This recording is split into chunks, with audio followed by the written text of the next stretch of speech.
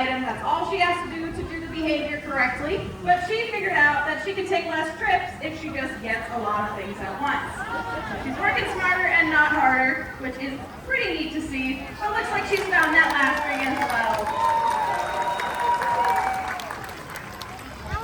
Yeah, cheering herself on. Well-deserved, Mandy. Well-deserved. Now, another adaptation that helps Mandy when she's going to swim to find all of those is going to be her big flippers. She's got 4 flippers total, 2 big ones in the front, 1 on each side. You can see she can move them around really well. And also 2 in the back. Sea lions have a rotating hip bone, so you can see that Mandy can rotate those flippers underneath her body and walk around in 4 flipper drive. Now those front 2 flippers are primarily responsible for movement of the sea lion. So Mandy here is going to demonstrate just how strong those front flippers are. They lift the sea lion's chest up off the ground, but they can actually lift their whole body off the ground. Check it out.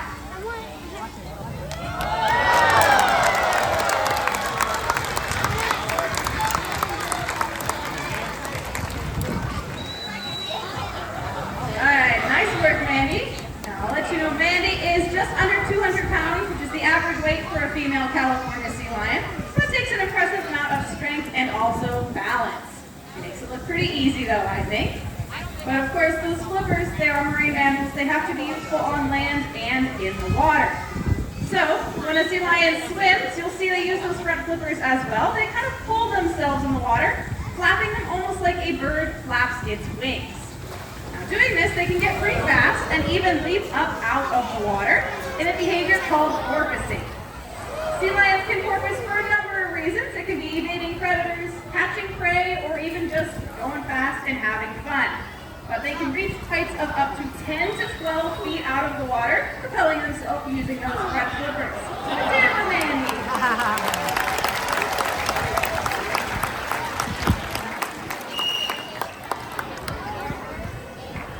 Another adaptation sea lions have helps them out when they're in water that might not be as nice and clear as our pool here today. That is her beautiful whiskers. See, she's got whiskers on either side of her face, and she can flare them out to the side. Now those whiskers all have their own nerve endings and blood supply, making them very sensitive. They're so sensitive that when she does flare them out from her face, she can feel vibrations in the water. So even if it's dark or murky and she can't see any fish swimming around, she can use those whiskers and she can feel the vibrations of their swimming. They're also very, very cute. Now again, Mandy doesn't have to catch any fish in our show pool here today, but she's going to show you her whiskers in another way. Probably all seen a picture of a sea lion with a ball balanced on its nose, right? The secret is those whiskers. She can flare them out and feel how the ball is moving, and then move her head and neck accordingly to balance it. So let's check her out.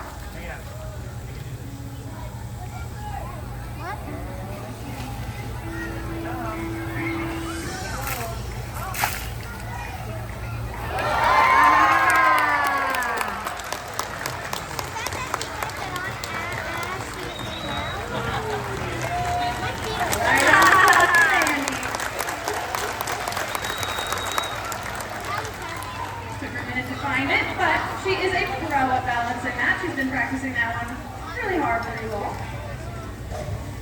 Now the last adaptation we are going to talk about today, Kyle and Mandy are going to come up a little bit closer to everyone to talk about. And that is a sea lion's neck. Sea lion necks are very, very flexible because having them be able to move separately from their body is important to be able to catch as many fish as possible. So as they're swimming, they can move their heads separately, up and down, side to side, and catch as many fish as they can. This helps because fish are really agile, so the sea lion's neck also has to be very agile. They can even bend it in some crazy directions like this.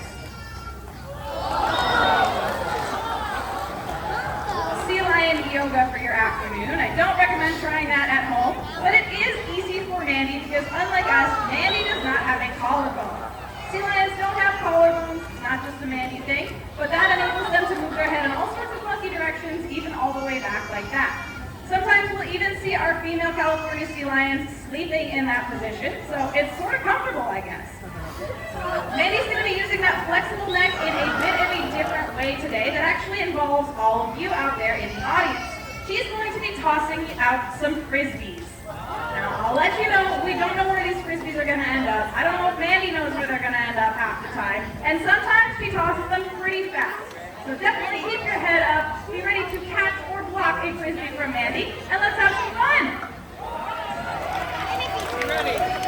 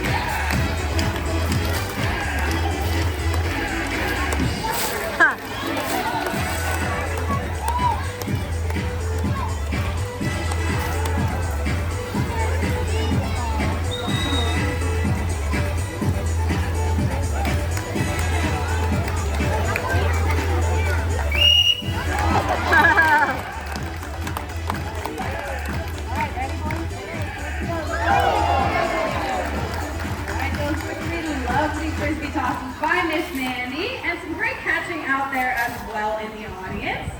Now, if you did get one of those Frisbees, that is yours to keep, your souvenir from your new friend Mandy here, but I will give you a word of advice. Mandy eats about 12 pounds of fish every single day, and those were just in her mouth. So, they'll probably have a little bit of an aroma to them, and I do recommend washing them off before you bring them in the car today. Unfortunately, that does bring us towards the end of Mandy's portion of our show this afternoon. Not to worry though, we are going to be bringing out a second sea lion to meet you all in just a moment. First off, everyone say goodbye to Mandy.